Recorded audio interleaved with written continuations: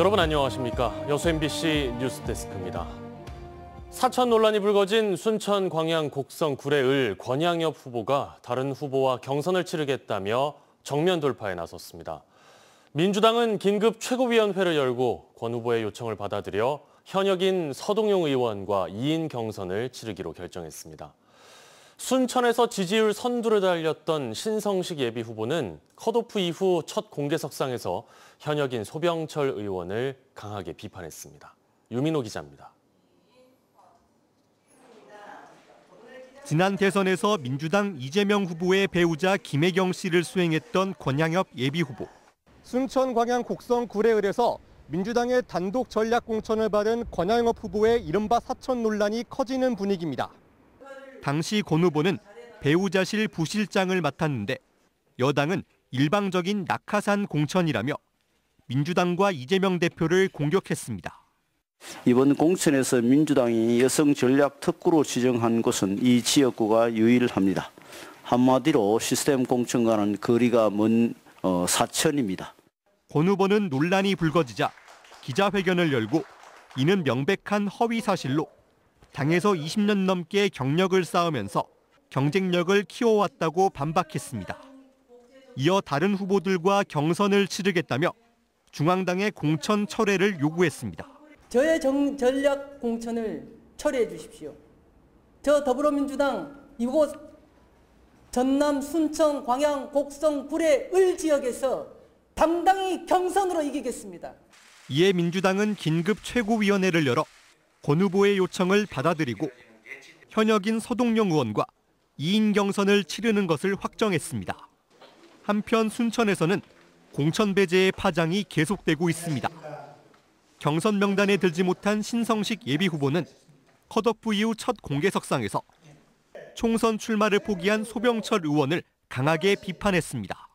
소 의원이 경선에 앞서 보인 모습이 순천을 분열시키고 혼란에 빠뜨렸다는 겁니다. 자신의 1호 공약인 순천 선거구 공부도 시키지 못했습니다. 누더기가 된 선거구, 누구의 책임입니까? 재심 청구도 받아들여지지 않은 신 후보는 무소속 출마 등을 묻는 말에 시간을 두고 지켜보겠다며 말을 아꼈습니다. MBC 뉴스 유민호입니다.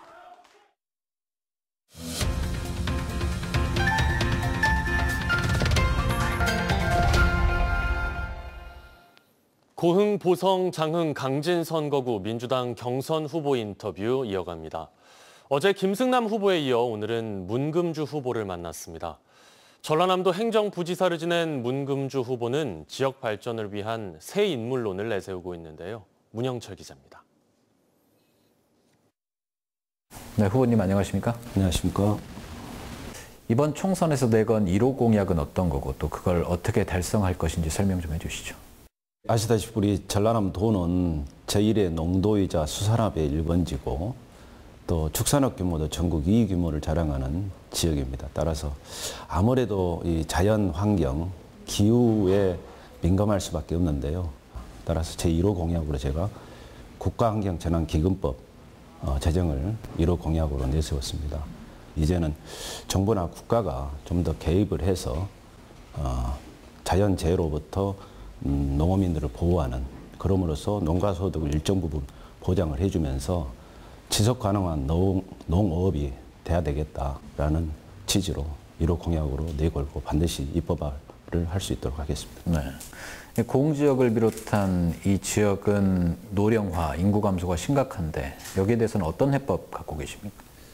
우리 주방 분권형 국가 경영만이 앞으로 인구 소멸 문제를 가장 잘 해결할 수 있다라는 생각을 가지고 기존에 있는 여러 가지 소프트웨어적인 인구 감소 대책과 함께 지방 분권형 국가 경영을 통해서 수도권 과밀을 막고 또한 이 인구 문제를 집중적으로 종합적으로 다룰 수 있는 컨트롤 타워격인 가칭, 인구 청년 자치부 또는 인구 청년 분권부 이런 형태로 해서 부총리급의 컨트롤 타워도 세워서 종합적으로 또 근본적으로 대처를 해야 된다고 봅니다.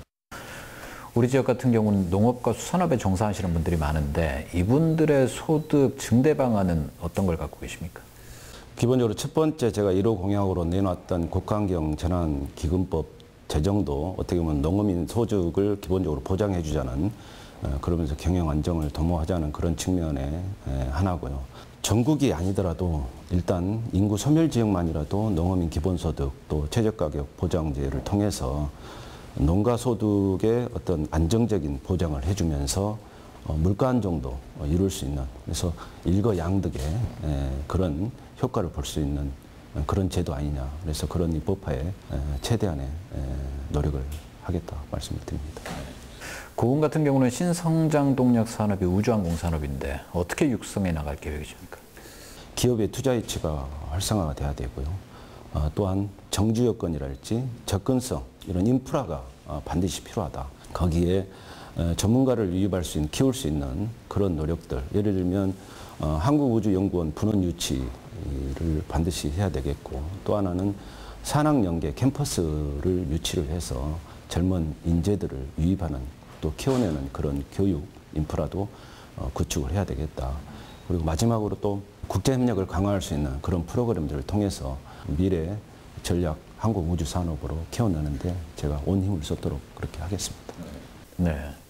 후보님 스스로 생각하는 본인의 강점이나 경쟁력은 어떤 건가요?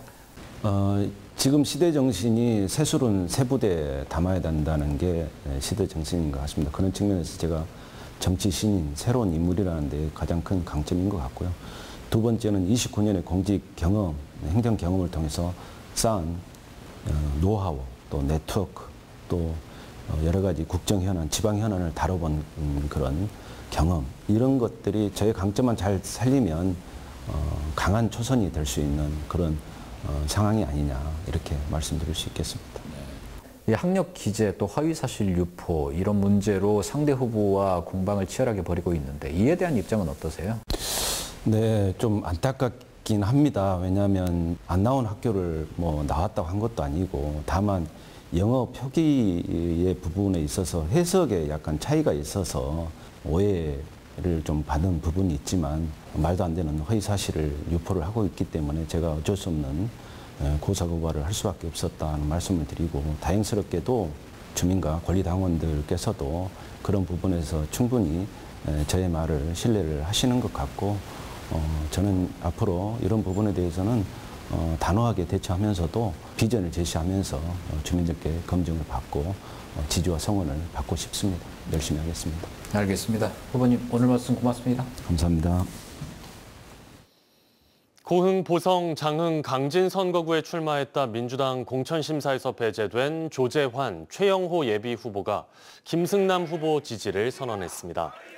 두 예비후보는 오늘 기자회견을 통해 지역의 변화와 발전을 위해서는 힘있는 3선 국회의원이 필요하다며 김승남 후보를 지지하기로 했다고 밝혔습니다. 이에 대해 문금주 후보는 보도자료를 내고 정치 신인을 공격하는 데 앞장선 김승남 의원을 지지하는 것은 구태정치의 야합이자 민주적 가치를 훼손하는 행위라고 평가절하했습니다. 더불어민주당 전남 지역 총선 후보 경선 투표가 오는 10일부터 본격적으로 시작됩니다.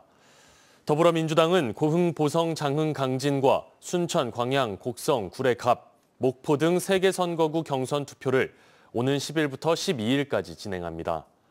또 여수, 가불과 영암, 무안, 신안, 해남, 완도, 진도 등의 선거구는 오는 11일부터 사흘 동안 경선 투표를 실시해 후보를 확정할 예정입니다. 순천, 광양, 곡성, 구례, 갑에 출마한 진보당 이성수 예비후보가 야권 비례연합정당 출범에 환영의 뜻을 나타냈습니다.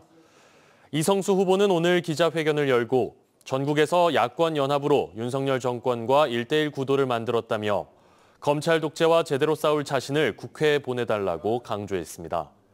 한편 이 후보는 지역 공약으로 순천대 의대 설립, 2차 전지 산업 유치 등을 제시했으며 오는 7일 정책 공약 발표회를 개최할 예정입니다. 광양 국가산업단지를 첨단 산업 거점으로 육성하기 위한 스마트 그린 산단 사업이 본격 추진됩니다. 지난 2021년 시작된 여수산단에 이어 광양산단까지 광양만권의 철강, 석유화학 산업벨트가 디지털, 저탄소 산단으로 거듭날 전망입니다.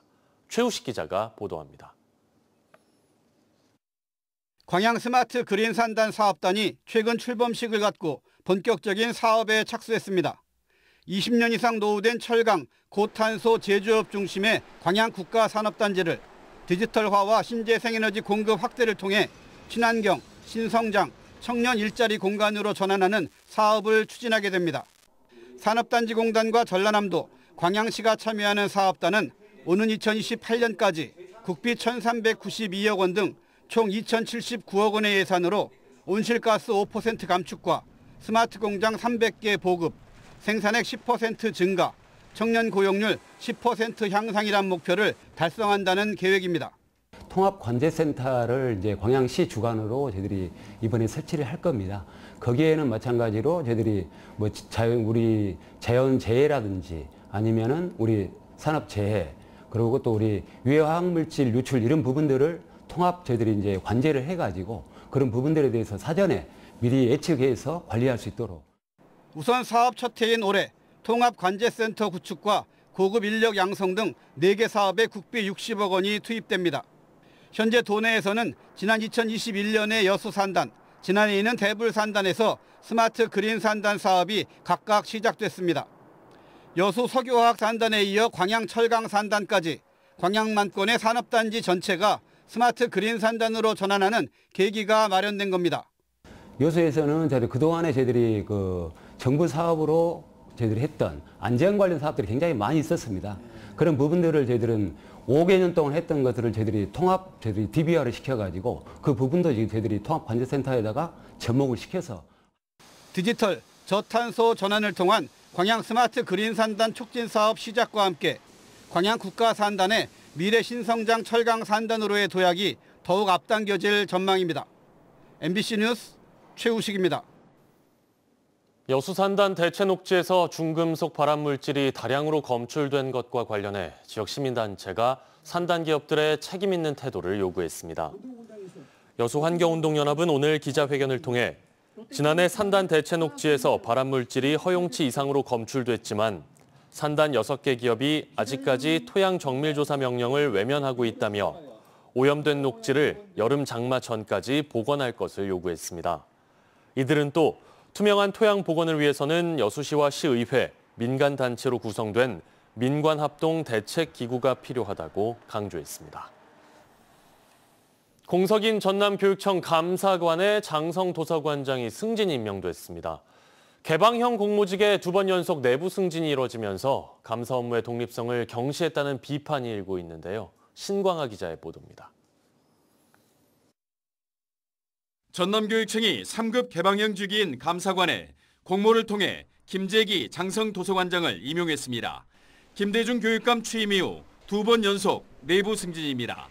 2년 임기의 개방형 공모직인 감사관은 1차 서류 전형과 2차 적격성 심사를 거쳐 인사위원회가 3배수를 추천하면 교육감이 선택하는 방식입니다. 최종 임용된 김재기 감사관은 회계와 인사, 감사 업무를 두루 거친 인사로 적격성에는 문제가 없다는 게 도교육청의 설명입니다. 그동안의 경력이라든지 직무수행 계획서라든지 또 우리 도교육청과 적합성이라든지 또 그런 부분을 종합적으로 검토를 해서 이번 감사관 공모에는 감사원 출신 인사 4명을 포함해 모두 11명이 응모했습니다. 학교 물품 구매 의혹 등에 대한 공익감사 청구 등 감사 현안이 많아 교육계에서는 신임 감사관으로 외부 인사가 발탁될 것으로 전망해왔습니다. 교육감의 눈높이가 아니라 도민의 눈높이에 충족돼야 되거든요. 그런 차원에서 감사관의 어떤 선발 과정이 합당한지. 주로 검사와 감사원 출신이 임용되는 타시도 개방형 감사관 임용과 비교해 2번 연속 내부 승진이 이루어진 것은 이례적입니다. 이럴 때일수록 좀 분위기 쇄신이라든지 여러 가지 도민들에게 상징적인 모습을 보여주는 측면에서 놓고 보면 좀 많이 아쉽고 좀 안타까운 선택이지 않았냐. 김대중 교육감 취임 이후 종합청렴도가 2등급으로 수직 상승한 전남교육청. 그러나 2번 연속 내부 승진 감사관이 개방형 공모직에 발탁되면서 독립적인 감사관의 모습을 기대했던 교육계에 비판이 일고 있습니다. MBC 뉴스 신광하입니다. 순천대학교의 올해 신입생 최종 충원율이 98.9%를 기록했습니다. 순천대는 지난달 말 신입생 최종 등록을 마감한 결과 신입생 충원율이 지난해보다 2.1%포인트 상승한 98.9%를 기록했다고 밝혔습니다. 순천대 입학처는 학령 인구 감소 등으로 지역대학 신입생 충원율이 감소하는 가운데 글로컬 대학 34업 본지정과 지역인재 선발 비중 확대가 이번 상승에 영향을 준 것으로 분석했습니다.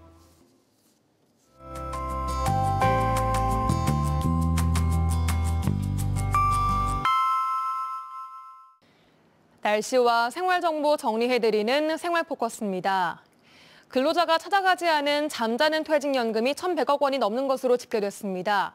가입 사실을 모른 채 기업이 문을 닫으면서 연금을 찾지 못한 경우도 많은데요. 정부는 상반기 안으로 모바일 앱에서 미청구 퇴직연금을 쉽게 조회할 수 있는 시스템을 구축할 예정입니다. 순천대학교가 발전기금 기부자 예우를 크게 개선하기로 했습니다. 특히 올해 10억 원 이상 고액 기부자를 위한 아너스클럽을 만들고 해당 회원을 위한 공원 묘원을 조성하는 방안도 추진할 계획입니다. 전남 여수산학융합원이 석유화학 산단에 취업을 원하는 교육생을 모집합니다. 모집 대상은 만 18세 이상 여수 시민 15명으로 직무 교육부터 현장 견학 등 다양한 과정을 배울 수 있습니다. 절기 경칩에 맞춰서 종일 봄비가 내리고 있습니다. 전남 동부 지역에는 내일까지 약한 비가 오락가락 이어지겠는데요. 내일 오후까지 5에서 10mm의 비가 예보돼 있습니다. 날은 포근하겠습니다. 내일 아침 기온 6도로 출발하겠고요. 한낮 기온은 13도로 오늘보다 3, 4도가량 오르겠는데요. 목요일인 모레는 아침 기온이 3도까지 떨어집니다. 큰 추위는 없겠지만 당분간 들쭉날쭉한 기온 변화 속 건강관리를 잘 하셔야겠습니다. 자세한 내일 지역별 기온 보겠습니다. 아침 기온은 여수와 광양 6도, 순천, 고흥 7도로 오늘과 비슷하겠습니다. 한낮 기온은 여수가 11도, 광양 12도, 순천, 고흥 13도로 오늘보다 최고 4도가 더 높아져서 포근하겠습니다. 내일 해상에도 흐리고 한때 비가 오겠습니다. 바다의 물결은 남해서부 앞바다에서 1에서 3m, 먼 바다에서는 1.5에서 최고 4m로 높게 일겠으니 항해나 조업하는 선박은 유의하시기 바랍니다. 여수의 내일 만조 시각은 오후 6시 19분, 간조 시각은 낮 12시 58분입니다. 지금까지 생활포커스 송유라였습니다.